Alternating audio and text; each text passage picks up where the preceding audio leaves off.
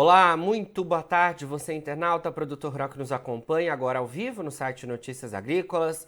Estamos de volta com os nossos boletins e o destaque neste momento é para o setor sucroenergético. Vamos falar um pouco mais sobre custos envolvendo as atividades, porque a gente está com a safra, pelo menos no centro-sul do Brasil, né, em moagem neste momento, né, a safra sendo colhida. É uma safra que iniciou no mês de abril e está sendo colhida e moída. A gente até teve trabalhos um pouco mais lentos em relação aos outros anos, mas agora imagino que o cenário seja de mais avanço, né, desses trabalhos. Ainda assim, a gente tem um ponto muito importante que já foi de atenção nessa temporada e que também deve perseguir o setor ao longo dos próximos meses, que é a questão dos custos. Para isso, para a gente conversar sobre os custos, né, que se elevaram bastante. Recentemente, inclusive, a FEPLANA teve um painel, né, em que se discutiu todo esse cenário. Eu falo ao vivo, então, com o Paulo Leal, que é presidente da FEPLANA, a FEPLANA, que é a Federação dos Plantadores de Cana aqui do Brasil. Paulo, muito boa tarde, obrigado pela sua presença. Boa tarde, é sempre uma satisfação aqui para Notícias Agrícolas. Estamos à sua disposição. Satisfação é nossa, Paulo. Bom, comecei falando aqui então aos nossos internautas sobre esse painel que vocês tiveram recentemente, em que vocês levantaram aí alguns pontos relacionados aos custos de produção. A questão dos custos de fato preocupa, né, aqui no agronegócio brasileiro. Não é um caso restrito da cana-de-açúcar, né, Paulo? A gente tem visto justamente por questões diversas aumento dos custos de produção das atividades agropecuárias. No caso da cana, o que você tem aí para atualizar para a gente? Bom, Jonas, o que acontece no caso da cana-de-açúcar é basicamente a questão dos adubos. Os adubos, no custo geral, em relação ao ano passado, o nosso custo de produção está 35%, em torno de 35% mais alto. Esses custos de produção se devem aí em grande quantidade à questão do adubo, e que com a guerra, né, entre a Rússia e a Ucrânia atrapalhou e os preços subiram excessivamente. Nós temos também os herbicidas, os inseticidas, que muitos desses produtos se baseiam em dólar. E nós vimos dólar aí a 4,60, 4,80 e hoje nós estamos vendo dólar aí a 5,60. Então, na verdade, quando a gente faz esse custo de produção, é muito importante que todos entendam que a gente tem que fazer um custo de produção com uma produtividade média brasileira, que a gente usa, por exemplo, 87 toneladas por hectare. Usa um número de cortes de cana em torno de 6 cortes. Usa um ATR de 131. Eu estou dando esses dados porque são dados que depois eu vou passar um número cujo custo de produção é feito em cima desses dados. Senão, depois ele fica errado. É feito, então, em cima de uma área totalmente mecanizada e cujo custo de produção e cujo custo para arrendamento é em torno de 20 toneladas por hectare.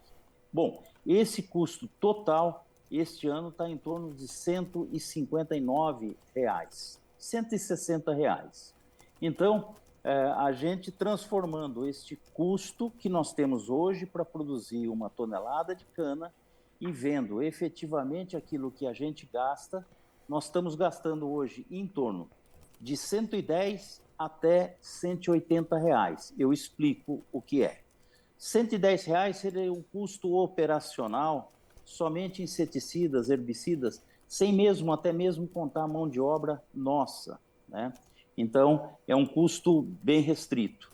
O custo operacional total, aí entra inclusive a própria depreciação da terra e o prolabore do próprio agricultor. Já vai para R$ 140, praticamente encosta naquele custo que nós estamos tendo. E um custo total, aí já considerando a remuneração e a remuneração do próprio capital e da terra, daria R$ 180. Ou seja, nós estaríamos com R$ 20 de prejuízo em cima da tonelada da cana. Nós normalmente não fazemos sobre o custo total, a gente faz sobre o custo operacional total, né? E que realmente está dando para que a gente possa fazer pequenos investimentos, não mais grandes investimentos, né? E isso faz com que, ao invés de a gente estar recuperando e reformando 20% da área ao ano, a gente diminua isso para 12%, 13%. Ou seja, nossos canaviais não estão melhores, estão piores. Uma segunda coisa que você falou é a respeito da produção do Centro-Sul. Nós tivemos já uma redução, e redução inclusive por questões de qualidade, né? Deveremos permanecer assim ao longo desses mais 60 dias, e o que vai acontecer vai ser um adiantamento da safra por conta da falta de chuva. Então a safra vai rapidamente agora nesses 30, 40 dias, mas a qualidade da cana-de-açúcar está pior do que do ano passado. Entendi, Paulo. Bom, diante desse cenário que você trouxe para a gente, inclusive com números aí, né? E essa elevação nos custos relacionados ao setor de 35%. A gente pode considerar que esses custos já estão praticamente dados ou a gente ainda pode ter alguma margem de aumento nos custos do setor, né? Já que a gente está com os trabalhos ainda em andamento. Não, mas eu acredito que não. Tá. Eu acredito que não, porque já se tem notícias de saídas de produto da Rússia e produtos que já estão embarcando. Então, eu acredito que não vai haver mais esse aumento de custo, com certeza. Certo. Paulo, além desse aumento, né, então, que você pontuou pra gente, você sabe me dizer se a gente chegou, por exemplo, a ter falta de produto para o setor sucroenergético ou isso não aconteceu? Não, isso não aconteceu. Não aconteceu e pior que isso foi que houve uma corrida e aí muita gente, inclusive, se aproveitou desta corrida dos agricultores, né? Mas avisados que estávamos, né? Avisados que fomos, né? De que não faltaria o produto pela própria ex-ministra da Agricultura, então se acalmaram, né?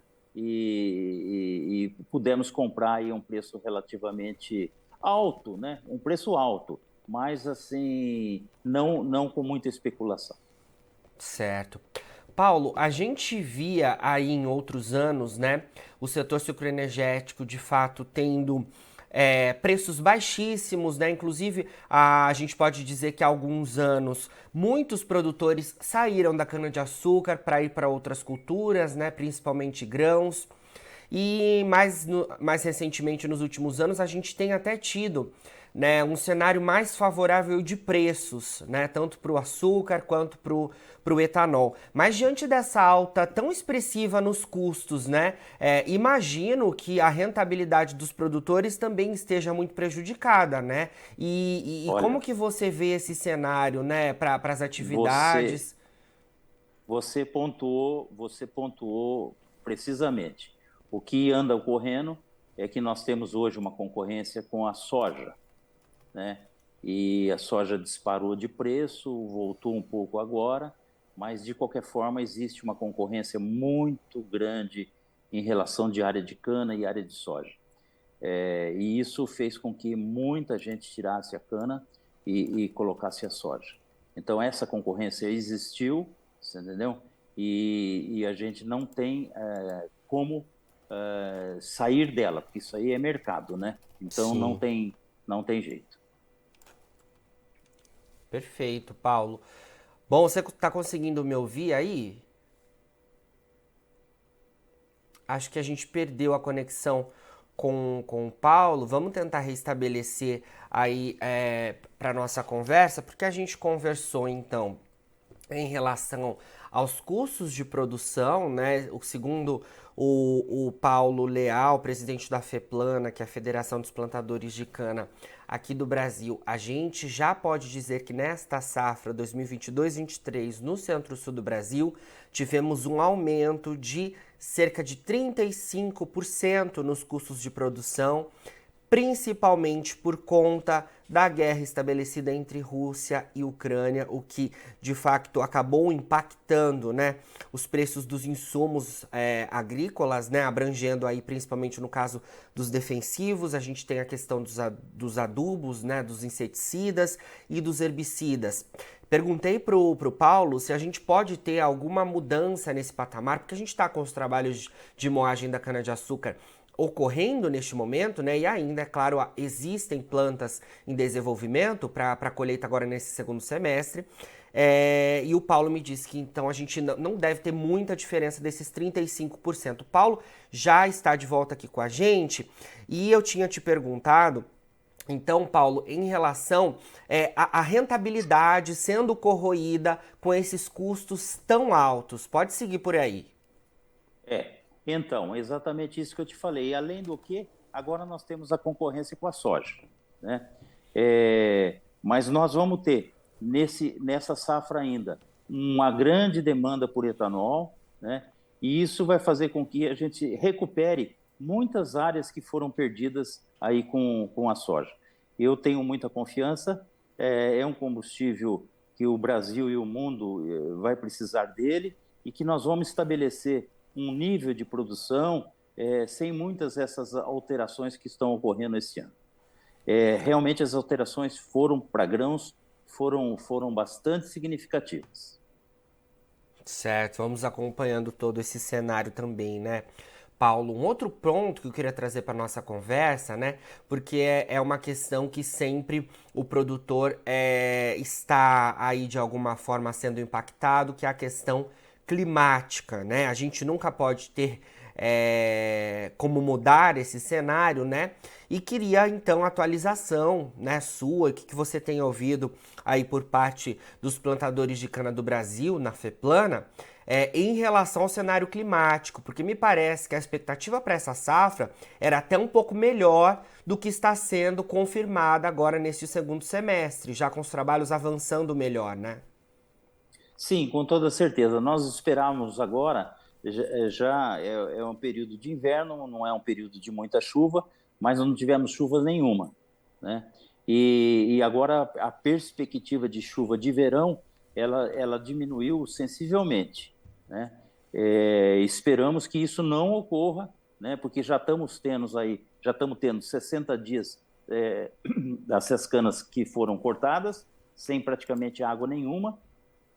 E se essa chuva só vier de setembro para frente, então aí nós vamos ficar com praticamente 4 meses de cana cortada com muito pouca brota, né?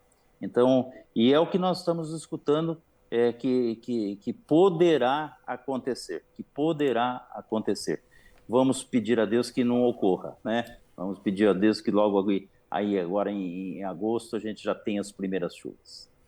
Com certeza, para que tenha um cenário melhor até de desenvolvimento para a safra 2023-24, que a gente vai começar a colher e moer lá em abril de 2023, né? E a gente não pode esquecer do cenário chuvoso que está no Nordeste. Sim. Né? E eles devem iniciar agora a colheita, né? E com muita chuva. Então é uma expectativa que está todo mundo muito ansioso para ver como é que isso vai se comportar. Chuva lá não para, gente. É diferente daqui, né? De fato, a gente vem acompanhando essas atipicidades climáticas com muito mais força nos últimos tempos, né? E o produtor de cana tem sido bastante impactado sobre isso também. Sim. Paulo, um outro ponto que eu queria trazer para nossa conversa é em relação a questão do etanol. Você até trouxe aí pra gente que o etanol deve ser o destaque nessa safra. A gente vem falando já disso há algum tempo, né? O etanol vem remunerando bem. Mas a gente teve recentemente aí algumas questões em relação aos combustíveis, né? Decisões do governo federal para que houvesse queda nos preços dos combustíveis aos consumidores e um menor impacto sobre a inflação, justamente, né? E a gente teve algumas dúvidas em relação à demanda pelo etanol, já que aqui no Brasil a gente tem o etanol hidratado sendo utilizado em substitutivo à gasolina, que é um combustível fóssil. No entanto, né, com o trabalho da FEPLANA, inclusive, e outras entidades e o governo federal, a gente conseguiu que o etanol, mesmo diante desse cenário do ICMS sobre os combustíveis, conseguisse ter reestabelecida a sua competitividade. Queria que você falasse um pouco para a gente sobre isso, quais as expectativas em relação à demanda para esse combustível, e as usinas estão atentas muito a isso, né? E sempre ressaltando, né, Paulo? O etanol é um combustível de origem verde, é um combustível sustentável, então é muito importante que a gente realmente tivesse isso que aconteceu, que é ele tendo restabelecido a competitividade sobre os combustíveis de origem fóssil, né? Olha, é claro. E é claro também tudo aquilo que o governo federal tentou fazer por tempos e tempos, não conseguindo, e aí teve que se restabelecer uma lei onde houve uma redução de tributos. E a gente viu e está vendo isso nas próprias bombas, né, que realmente houve uma efetividade desses preços, os preços se reduziram.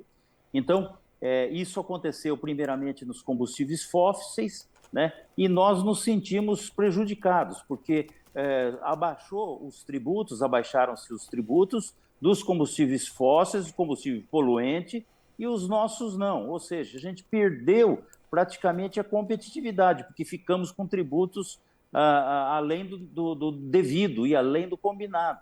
Imediatamente, nós tivemos com o governo e tivemos um relator e fizemos o PL 15, né, onde se restabeleceu essas mudanças tributárias, fazendo com que o próprio etanol também tivesse seus tributos reduzidos. Vocês verão, nesses próximos meses, o consumo de etanol que vai ser, né? A gente vai ficar aí estupefado de ver a quantidade de etanol que está sendo usado.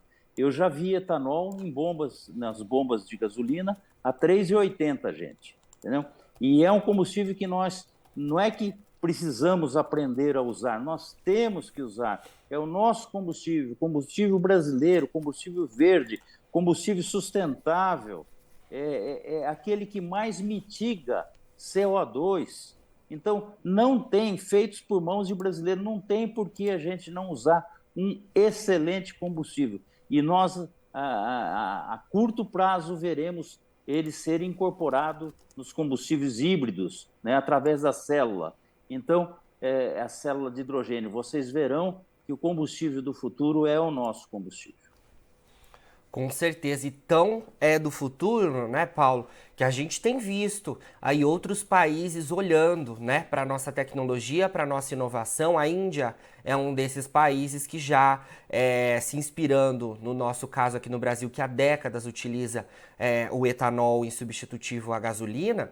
A Índia, por exemplo, já deve, ao longo dos próximos anos, já aumentar a mistura de etanol anidro na gasolina e em um futuro próximo também ter o etanol sendo utilizado nos postos. É tão importante a gente falar isso porque não tem país no mundo que tenha essa possibilidade, né, Paulo, de utilizar um combustível sustentável diretamente nas bombas. Isso é muito importante para o setor, né?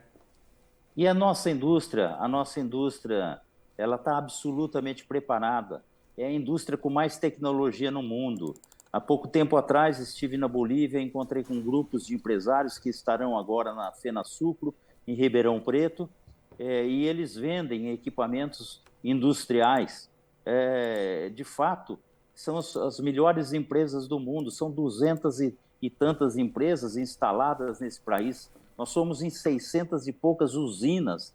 Nós trabalhamos com quase 2,5 milhões de pessoas. Entendeu? Então, nós não podíamos realmente ter essa tributação diferenciada, né? Então, foi uma medida de justiça que tivemos e certa e acertada e na hora absolutamente correta. Então, vocês verão a corrida que será em termos de consumo desses materiais, dessa nossa indústria, que é, com certeza, a indústria mais capacitada do mundo nesse ramo de destilaria e indústria. Perfeito, Paulo. Olha, muito obrigado pelas suas informações aqui com a gente do Notícias Agrícolas. Sempre que tiver novidades aí da FEPLANA, queremos contar com a sua participação por aqui, tá bom? Grande abraço para vocês, muito obrigado, estamos sempre à sua disposição. Grande abraço. Grande abraço. Falamos aí então com o Paulo Leal, presidente da FEPLANA, a Federação dos Plantadores de Cana do Brasil. Agora, na finalização dos nossos boletins, você fica com as nossas redes sociais. Siga a gente por lá para se manter atualizado sobre todas as informações do agronegócio brasileiro. A gente fica com o nosso boletim por aqui. Daqui a pouquinho tem mais entrevistas ao vivo. Fica por aí. A gente se vê. E Notícias Agrícolas, 25 anos ao lado do produtor rural. Participe das nossas mídias sociais no Facebook Notícias Agrícolas, no Instagram, @Notícias Agrícolas e em nosso Twitter, @Notiagre. E para assistir todos os nossos vídeos, se inscreva no YouTube e na Twitch Notícias Agrícolas Oficial.